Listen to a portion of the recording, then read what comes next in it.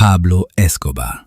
The name isn't just that of a man, but of an empire built on white powder and green dollars.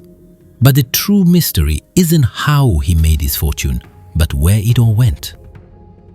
It began modestly.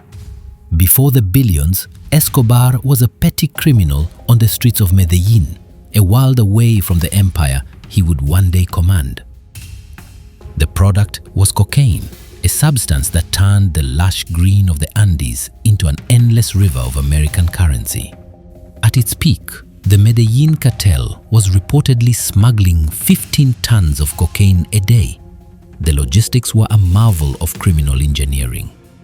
The result was a tsunami of cash, so immense it became a logistical nightmare.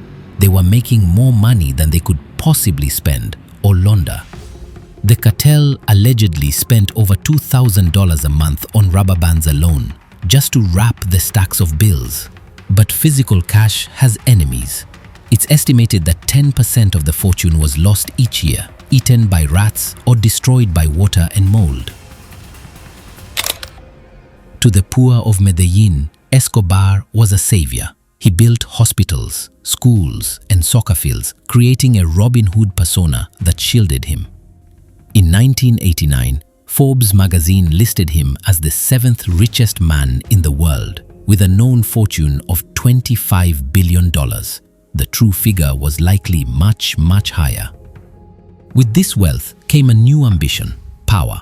Escobar ran for political office, seeking to control the country that he was flooding with narco dollars. But his political dreams were crushed. The state declared war, and Escobar's money became his primary weapon. This is when the money truly began to disappear. As the war with the state escalated, banks became traps, and traditional laundering methods were too slow, too visible. The sheer volume of cash became a liability, a physical problem demanding a primal solution. So, it wasn't spent, but hidden, entombed. Escobar initiated a campaign to bury his empire, turning the entire country into his personal vault. They were called huacas, a term borrowed from the indigenous name for sacred burial grounds.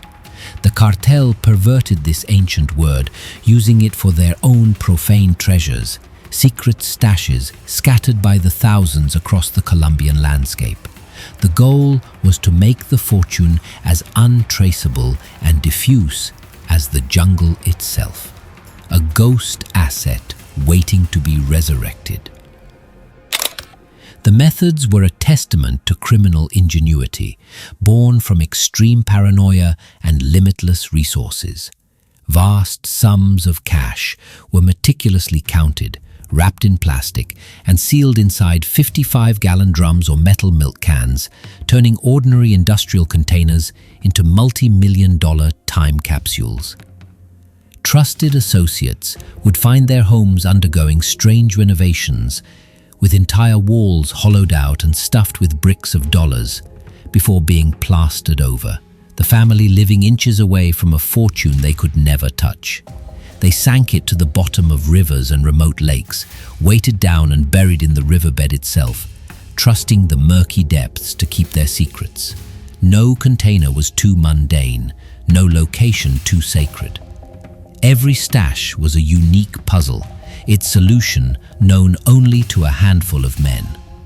Each stash was a secret known only to a few, and as the drug war intensified, those few began to die, taking the locations of billions to their graves. His self-designed prison, La Catedral, was the ultimate symbol of his wealth, a fortress of luxury complete with a bar, a jacuzzi, and a soccer field. From La Catedral, he continued to run his empire, his phone lines a web of control spun from his golden cage. When he escaped La Catedral, he became a fugitive, but a fugitive with near infinite resources, constantly on the move, burning through cash to stay alive. The Colombian government, aided by the US, hunted him relentlessly. The search wasn't just for a man, but for the financial heart of his operation.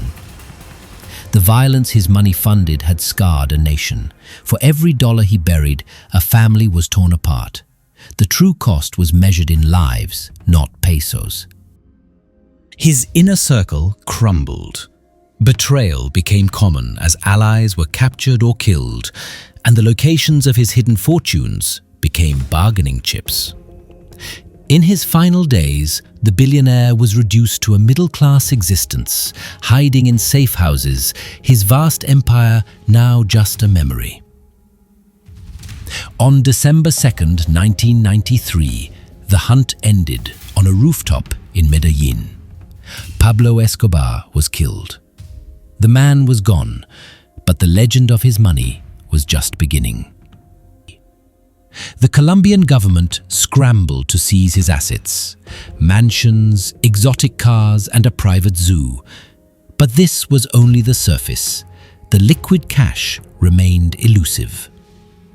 In the years that followed, a new kind of gold rush began.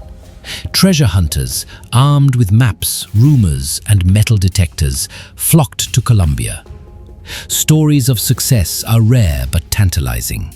A farmer finds a barrel with millions while digging a trench. A construction crew uncovers a fortune in the wall of a demolished home.